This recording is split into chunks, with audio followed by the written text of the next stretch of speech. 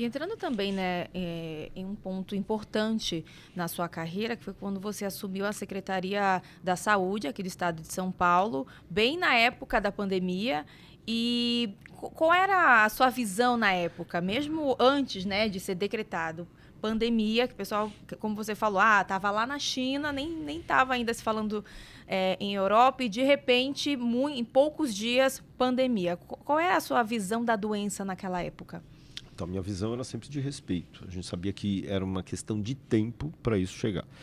Quando a gente viu ela na Europa, especialmente em Milão, no início de fevereiro, e com a apresentação dramática, por um erro estratégico das lideranças governamentais, que não entenderam, eles foram solicitados, olha, vocês façam um lockdown, deixem as pessoas em casa, para que nós estejamos protegendo a vida das pessoas, menos pessoas estarem comprometidas, Sim. infectadas.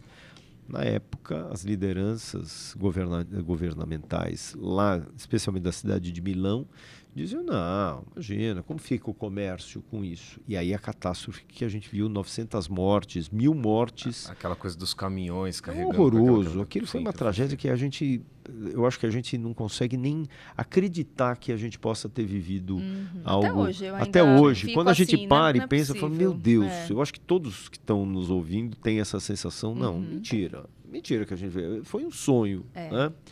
E eu acho que assim, eu sempre tinha essa visão e o respeito de que a informação ela teria que acontecer. E eu sempre fui muito anuente nas minhas falas da importância.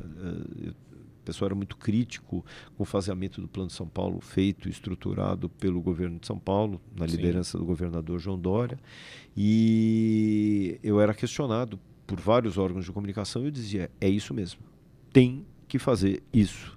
Porque enquanto nós preparamos os hospitais, as pessoas se previnem, nós não temos vacinas. As pessoas precisam estar nas suas casas. E foi exatamente isso que foi possível. Na progressão foi surgindo a ideia das máscaras. Nós não tínhamos a questão das máscaras. E mesmo dentro do hospital nós tínhamos algumas pessoas que aí começaram a falar e acharam aquilo um absurdo. Imagina, o uso de máscaras, uso de máscara para ambiente intra-hospitalar. E aí me questionaram, o que você acha das máscaras? É uma forma, é uma barreira, nós temos que usar.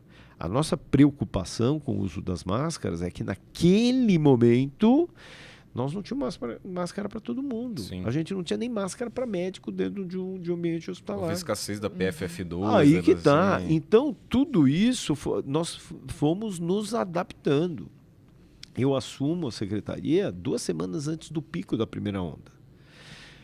Lembrando que no pico da primeira onda, nós tínhamos 3.500 leitos de unidade de terapia intensiva, passou para 6.500. Quer dizer, menos do que o dobro. Sim. Então, nós tivemos uma apresentação. Lutamos para trazer a vacina, houveram mandos e desmandos do governo federal, lamentavelmente, que atrasou a nossa vacinação, expôs a nossa população muito maior ao risco de infecção. Mas nós tivemos a segunda onda. A segunda onda, ela veio com uma velocidade horrorosa. Se nós tivéssemos tido a segunda onda na primeira, metade da população do mundo, e eu digo isso com certeza, teria sido dizimada. Porque ela era muito mais infectante, ou seja, ela transmitia muito mais pessoa a pessoa, só que ela também trazia alguns danos muito maiores, principalmente para aqueles mais idosos, pessoas portadoras de doenças crônicas que morreriam mais, como aconteceu. Tanto é que nós chegamos a ter 1.200, 1.500 pessoas esperando por leito de UTI por dia na nossa central de regulação de vaga, o CROSS. Né? Então, quer dizer, se nós não tivéssemos tido essa nossa primeira onda de adaptação, de errar, olha, cloroquina, não cloroquina, as discussões que foram trazidas deve ser usado ou não, e os vários, óbvio que quando se coloca uma possibilidade terapêutica, existe o estudos compassivos que são feitos principalmente para os pacientes, e se viu documentalmente que a cloroquina deveria ser proscrita.